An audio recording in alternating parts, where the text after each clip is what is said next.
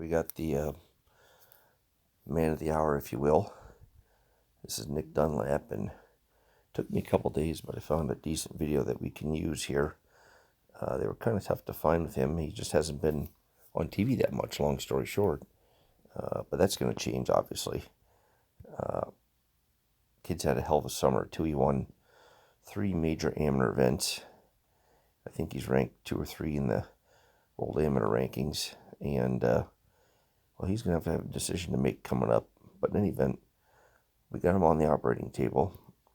And we're going to point out a few things here. Let's get him to the top here. First of all, he's 6'4", 6'3". He's a really big dude. And he hits the ball a freaking mile. I mean, his I'm going to try to hit the ball and play driver's ball speed was 185, 186 all day on Sunday. And when you're 6'3", you can do that. It helps. But in any event, one thing I noticed on that backswing in this video, when you slow down his videos, you can see stuff. He doesn't have a lot of hip turn. If anything, he's got probably too little hip turn, but that's his thing. And that would probably explain why he gets that club way short of parallel. But in any event, his hips right now, I bet you're facing maybe at 1 o'clock. Not a lot of hip turn at all.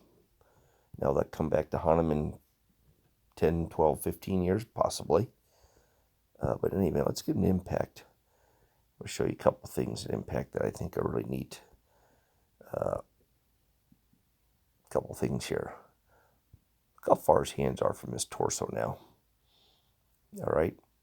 His forearms and hands are trying to screw up the club face to a certain extent right here. And to help do that, his hips have basically come to a halt through impact. Now I'm going to put this in kind of slow motion so you can see this.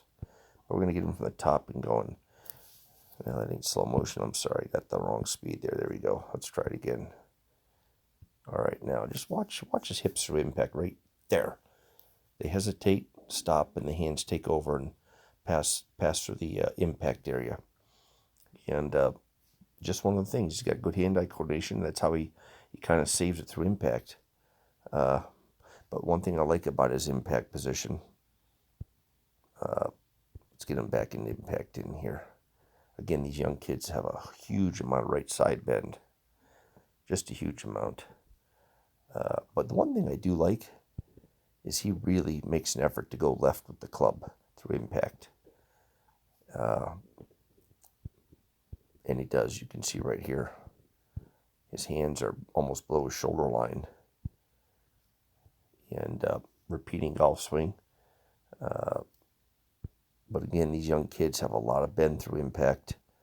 A lot of downward spinal compression. This is him at the top. He's already lowered maybe 3 inches. Now we're going to get him down to the bottom. And he's lowered another probably 7, 8 inches. Now his hips have stopped turning, and he's trying to save it with the hands, which he does, but he swings left.